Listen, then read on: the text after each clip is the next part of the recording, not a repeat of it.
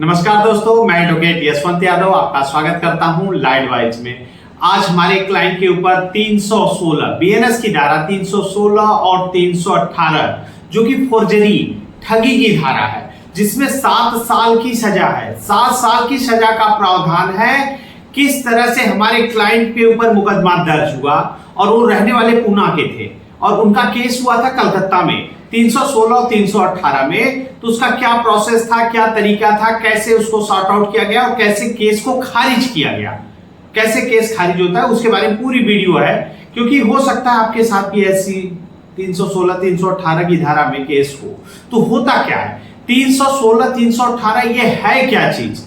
देखिए, पहले क्या होता था, पहले जो ठगी, धोखाधड़ी या ठगी, अमानत में खयानत की धारा 420 होती थी और 406 होती थी। अब उसी का बीएनएस की धारा, जो बीएनएस की धारा भारतीय न्याय संहिता में जो बीएनएस की धारा है, बीएनएस की धारा में 316 और 318 ठगी का माना जाता है। पहले, अब तो आईपीसी तो बंद हो गया, 420 और 406 वो बंद होकर के बीएनएस की धारा 316 318 ये ठगी का होता है, ये ठगी की धारा है। इसमें ऊपर आपके ऊपर जैसे फर्जी दस्तावेज आपने कोई दे दिया, फर्जी डॉक्यूमेंट दे दिया है, तो उस कंडीशन में कंपनियां आपके ऊपर ये केस कर सकती है। तो होता क्या है, कैसे लगता है, कैसे लगता है कंपनियों को, आपको कैसे अधिकार प्राप्त है कि आपके ऊपर केस कर दे? देखिए, आपने 5,000 का भी लोन लिया है तो भी कंपनियां केस कर सकती है। अगर आपने पैसा लिया है तो कैसे कर सकती है, उनके पास क्या राइट्स आ जाते हैं, क्या अधिकार है कि कंपनी आपके ऊपर केस कर सकती है? तो समझ लीजिए, एक एग्रीमेंट एक्ट होता है। आप लोन लेने जाते हैं तो उसमें बहुत सारे टर्म्स एंड कंडीशन पे, एग्रीमेंट पे साइन कराती है कंपनियां, बहुत सारे कंडीशन पे साइन कराती हैं जो कि आपके फेवर में नहीं होती। अगर आप उसको पढ़ लेंगे तो उसमें कोई भी ऐसा नहीं होगा एग्रीमेंट एक्ट में जो आपके कोई फेवर में हो, सब उनके पक्ष में ही एग्रीमेंट होता है। तो एग्रीमेंट एक्ट में ये प्रावधान होता है। उसके बाद आप कहेंगे नहीं, मैंने तो ऑनलाइन लिया, मैंने तो ऐसा कोई एग्रीमेंट साइन ही नहीं किया, मेरा तो प्रोसेस ही ऑनलाइन है। जब आप ऑनलाइन लोन लेते हैं तो उसमें भी टर्म्स एंड कंडीशन पे आपको एग्री करने के लिए पूछा जाता है कि आपको ये टर्म्स एंड कंडीशन आप एग्री करते हैं। यदि आप उसको क्लिक करेंगे, एग्री करेंगे, तभी आपको लोन मिलता है। तो एग्रीमेंट एक्ट वहां लागू होता है कि आपका जो डॉक्यूमेंट्स, जो भी आपने लोन ले रहे हैं, तो आपका एग्रीमेंट पे सिग्नेचर होता है या अप्रूवल दिया जाता है, तभी आपको लोन मिलता है। तो फेक डॉक्यूमेंट, फर्जी दस्तावेज अगर आप देते हैं तब 420 का केस लगता है। फर्जी दस्तावेज, जैसे आपके पास यदि पैसा नहीं है तो कंपनियां क्या क्या कर सकती है? पैसे नहीं है, आर्बिट्रेशन की प्रक्रिया कर सकती है, ECS bounce, payment and settlement act section 25 का केस सकती है, चेक दिए हैं तो चेक बाउंस का केस कर सकती है, या फिर सरफेसी एक्ट लगा करके, सरफेसी एक्ट 2002 के तहत 13(2) का नोटिस, 13(4) का नोटिस, डीएम साहब का नोटिस, ये प्रक्रियाएं कर सकती है। तो ये होता है।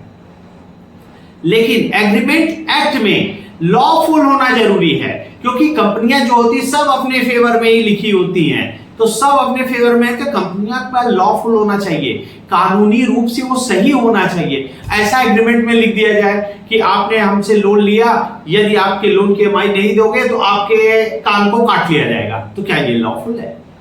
ये तो लॉफुल हुआ नहीं। क्यों? क्योंकि ऐसा कोई अधिकार ही नहीं है। लोन लेना, लोन की ईएमआई न दे पाना अपराध की श्रेणी में है ही नहीं। तो क्या आपके कान काट के उसमें लिख दिया गया कि आपकी ईएमआई 10 तारीख को जा रही है, 10 तारीख को आपकी ईएमआई जाती है, यदि आपकी ईएमआई में डिफॉल्ट हो गई, नहीं पे कर पा रहे हैं, तो आपके कान को काट लिया जाएगा। क्या आपके कान को काट लेंगे तो आप उनके ऊपर केस नहीं होगा?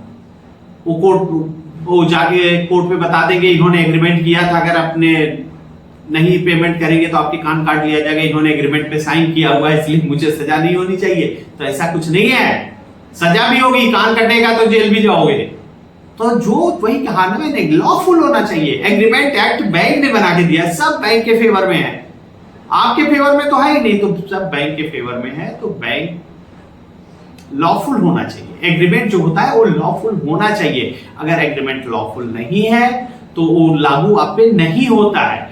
अब क्या होता है एग्रीमेंट एक्ट में, जैसे 316 318 की धारा कब लगा सकती है?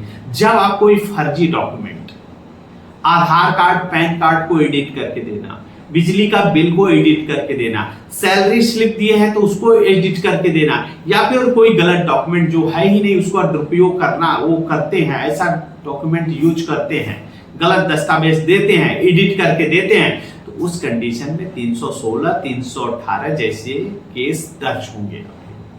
लेकिन ये चीज जान लीजिए, जैसे कि और एक सिनेरियो और भी बनता है, आपने 5 करोड़ का, आपका 5 लाख का लोन है, आप 5 करोड़ रुपए बैंक अकाउंट में, आपके शेयर मार्केट के अकाउंट में, आपके ऊपर आपने बैंक में एफडी करा रखी है, और लेकिन देना है कंपनी का 5 लाख, लेकिन आप देना नहीं चाह रहे हो, यानी कि आपकी नीयत खराब है, तो उस कंडीशन में आपके ऊपर एफआईआर दर्ज करा सकते हैं। लेकिन हमारे जो क्लाइंट है उनके पास तो ईएमआई का ही पैसा नहीं होता, उनके पास 5 करोड़ की बात ही क्या करना, तो ऐसा उनके लिए है।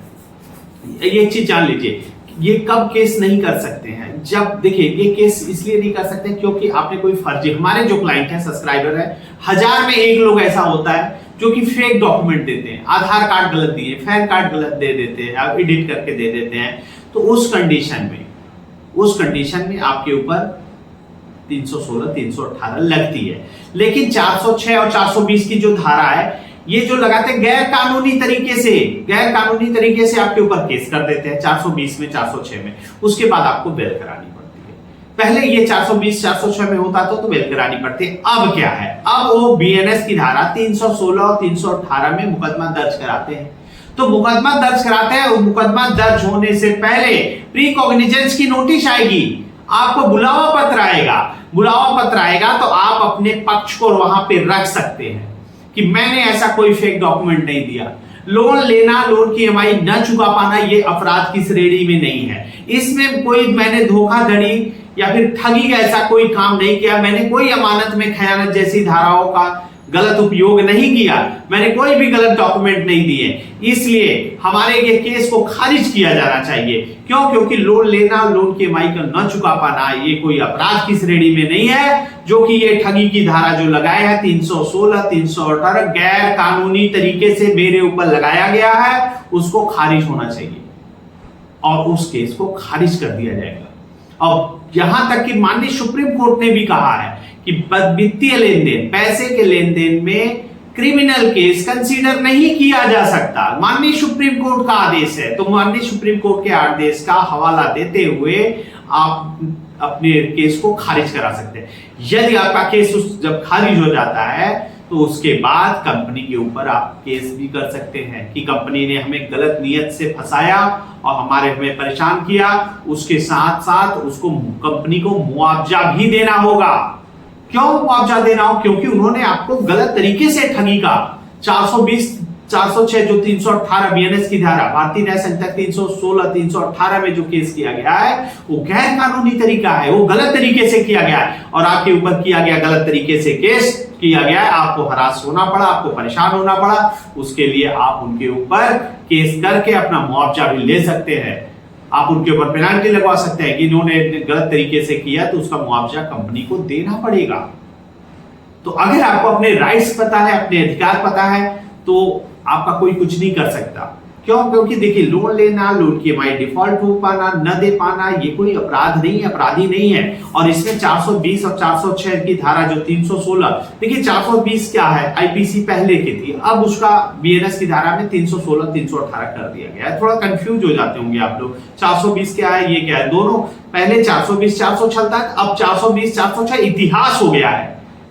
अब के समय में इतिहास हो गया, ये जान लीजिए, अब वो नहीं है, 420 नहीं है, अब 316 और 318 धोखाधड़ी, अमानत में खयानत की धारा है। तो अगर आपके ऊपर भी कोई ऐसा केस करता है, तो हमारे एडवोकेट हैं, कलकत्ता से हो, अहमदाबाद से हो, जयपुर से हो, तो हमारे एडवोकेट पैनल पे हैं, मैं आपको एडवोकेट का नंबर दूंगा, वहां पे जाकर के आपको सेम डे बेल मिल जाएगी और उस केस को खारिज कराने के लिए हमारे एडवोकेट आपको केस बताएंगे, केस को खारिज कराएंगे और उसके बाद आप उनके ऊपर केस भी कर सकते हैं। क्यों? क्योंकि ये गलत तरीका से आपको मेंटली हरासमेंट करना, 420, 406 जैसे ऐसा कोई कानूनी कृत्य, आपने कोई ऐसा गुनाह किया ही नहीं, उसके बाद भी कंपनी आपके साथ ऐसा कर रही है, इसका मतलब वो मेंटली आपको हरासमेंट करना चाहती है और टारगेट करके, मेंटली आपको परेशान करके अपने पैसे को निकालने का हर संभव कोशिश और गैर कानूनी तरीका यूज कर रही है। अगर गैर कानूनी तरीका यूज कर रही है, उनको उनकी भाषा में ही जवाब देना पड़ेगा, उनके ऊपर केस करके आपको मुआवजा भी ले सकते हैं।